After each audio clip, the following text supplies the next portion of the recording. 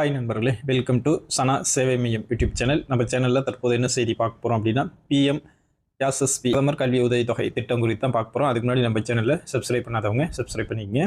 இளம் சாதனையாளர்களுக்கென பிரதம மந்திரியின் கல்வி உதவித்தொகை PM SSP top class education in school for OBC EBC and DNT student கல்வி உதவித்தொகை தேசிய கல்வி உதவித்தொகை இணையதளத்தில் விண்ணப்பிக்கலாம் அப்படின்னு சொல்லிட்டு அறிவிச்சிருக்காங்க. ஆதாரத்தில் பிற்படுத்தப்பட்டோர், பின்தங்கியவர்கள், சீர்மரபினர் ஆகிய பிரிவுகளைச் சேர்ந்த மாணவர்களுக்கு கல்வி உதவித்தொகை வழங்கும் வகையில் பிரதம மந்திரியின் கல்வி உதவித்தொகை திட்டம் பிஎம்எஸ்எஸ்பி மத்திய அரசால் செயல்படுத்தப்பட்டு வருது. 2025-2026 கல்வியாண்டிற்கான தேசிய கல்வி உதவித்தொகைக்கு விண்ணப்பிக்க பட்டியலிடப்பட்ட பள்ளிகளில் பயிலும் தமிழகத்தை சார்ந்த மாணவர்களுக்கு இந்த கல்வி உதவித்தொகை வழங்கப்பட இருக்கு. இந்த திட்டத்திற்கான பெற்றோர்களின் ஆண்டு வருமானம் 2 லட்சத்துக்குள்ள இருக்கணும். இந்த திட்டத்தின் கீழ் மாணவர்கள் விண்ணப்பிக்க கால அவகாசம் நீட்டிக்கப்பட்டிருக்கு. 31/10/2025 விண்ணப்பிச்சுக்கலாம். கல்வி நிறுவனங்கள் விண்ணப்பத்தினை சரிபார்க்க கால அவகாசம் நீட்டிக்கப்பட்டிருக்கு. 15/11/2025 கல்வி நிறுவனங்கள் விண்ணப்பத்தை சரிபார்த்துக்கலாம்.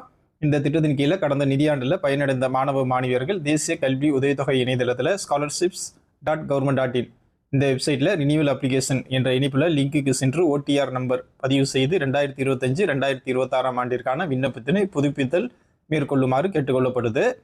இந்த திட்டத்தின் கீழ் நடப்பாண்டில் புதிதாக விண்ணப்பிக்க விரும்பும் 9ஆம் வகுப்பு மற்றும் 11ஆம் வகுப்புகளில் பட்டியலிடப்பட்ட பள்ளிகளில் பயிலும் மாணவ மாணவியர்கள் தேசிய கல்வி உதவித்தொகை தளத்தில் தங்களுடைய கைபேசி எண் மற்றும் ஆதார் விவரங்களை உள்ளீடு செய்து ஓடிஆர் நம்பர் அண்ட் பாஸ்வேர்டு பதிவு செய்யப்பட்ட கைபேசி எண்ணிற்கு வரும்.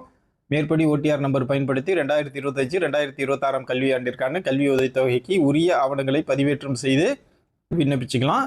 பட்டியலிடப்பட்ட பள்ளிகளின் விவரங்களை அறிந்திட தொடர்புடைய முதன்கல்வி அலுவலர்களை தொடர்பு கொள்ளலாம் அல்லது bcmw.tn.government.in இந்த வெப்சைட்லேயே நீங்கள் பார்த்து தெரிஞ்சுக்கலாம்.